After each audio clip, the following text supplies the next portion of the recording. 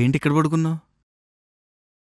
అది మీరొస్తా అన్నారని వెయిట్ చేస్తూ ఇక్కడే పడుకుని పోయాను. అదా కరెక్ట్గా స్టార్ట్ అయ్యే టైంకి వర్క్ ఇచ్చాడు మా మేనేజర్. అది ఫినిష్ చేసేటప్పటికి ఇదిగో ఈ టైం అయింది. సరే రండి తిందాం.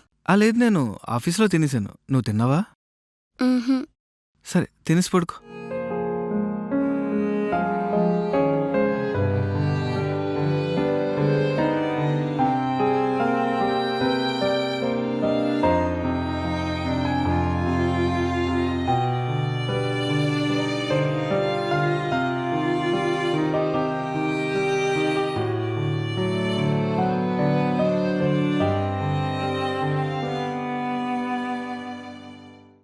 ఏంటండి వర్క్ మరీ హెవీగా ఉందా? అవును సునీత, హెడ్ఏక్ కూడా ఉంది.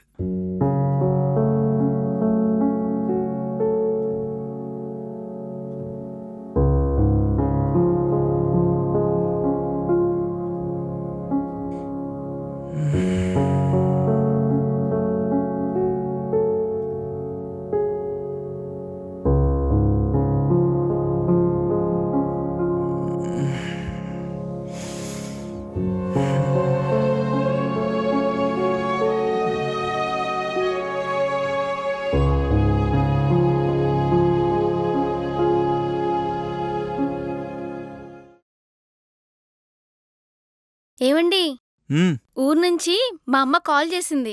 ఆ, ఈ ఫ్రైడే ఫెస్టివల్ కదా, మనల్ని ఇంటికి రమ్మంటుంది. ఈ వీకా? ఈ వీక్ అస్సలు కుదరదు. నాకు ఆఫీస్లో పెండింగ్ వర్క్స్ చాలా ఉన్నాయి. ఈసారికి నువ్వు వెళ్ళేసే. ఈసారేంటి, ప్రతిసారి నేనే కదా వెళ్ళేది. నువ్వెప్పుడొచ్చావని? నెక్స్ట్ టైం వస్తాలే. ప్రతిసారి ఇదే చెప్పి తప్పించుకుంటున్నావు నువ్వు. అసలు నువ్వేం చేస్తున్నావో నీకు అర్థమవుతుందా? పెళ్ళైన దగ్గర నుంచి చూస్తున్నాను. ఏ ఒక్కరోజైనా నాతో సరిగా టైం స్పెండ్ చేసావా నువ్వు? ఏమన్నా అంటే వర్క్ అంటావు. ఐ అండర్స్టాండ్, బట్ లైఫ్లో ప్రొఫెషనల్ స్పేస్తో పాటు పర్సనల్ స్పేస్ అనేది ఒకటి ఉంటుంది. సోమవారం దగ్గర నుంచి శనివారం వరకు వెయిట్ చేస్తూనే ఉంటాను నీతో టైం స్పెండ్ చేయాలని. కానీ దొరికే సండే కూడా నువ్వు నాతో ఉండవు. ఏ మిగతా పిల్లలలాగా నాకు మాత్రం నా మొగుడితో సరదాగా షాపింగ్కో, మూవీకో లేదా లంచ్కో వెళ్ళాలని ఉండదా? నాకు నీ బాధ అర్థమవుతుంది, కానీ నేను కష్టపడేది మనం సుఖంగా ఉండాలనే కదా. సుఖంగా ఉండడం అంటే కావలసినవన్నీ పక్కనుండడం కాదు, కావలసిన వాళ్ళు పక్కనుండడం. ఏహా, ఏంటి ఎప్పుడు చూసినా టైం టైం అంటావు? మనం ఇంత పెద్ద ఇంట్లో కాస్ట్లీ బట్టలు వేసుకుని 3 పూట్ల తింటున్నామంటే నేను జాబ్ చేయబట్టే. నాకు లగ్జరీ అవసరం లేదండి. మీరు ప్రేమగా 4 మాటలు మాట్లాడితే పూరే గుడిసెలో అయినా ఉండగలను నేను. అయితే ఇప్పుడు ఏం చేయమంటావు? జాబ్ మానేసి నీ చుట్టూ తినమంటావా? బాధ్యతలు అర్థం చేసుకునే భర్త దొరకడం అదృష్టమే. కానీ భార్యాభర్తల మధ్య ప్రేమ లేకపోతే దాన్ని కాపురమనరు. నాకు నీ ప్రేమ కావాలి అని ఇంతకన్నా ఎలా అడగాలో నాకు అర్థం కావట్లేదు.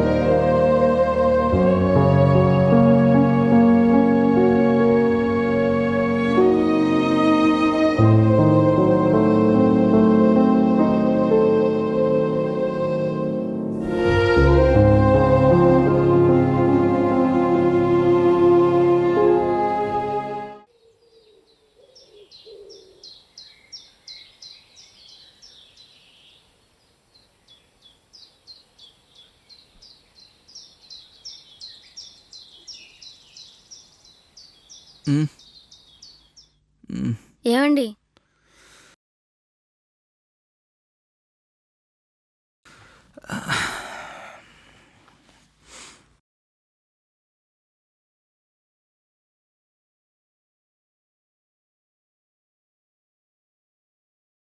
కాఫీ అంటే ఎలా ఉంది? ఏ బాలేదా? అంటే బాగానే ఉంది, కానీ లాస్ట్ టైం నేను అరకులో తాగిన కాఫీ ఇంకా బాగుంది. సరే పద బయలుదేరు. ఎక్కడికి? ఇంకెక్కడికి? అరకు. మరి మీ ఆఫీస్?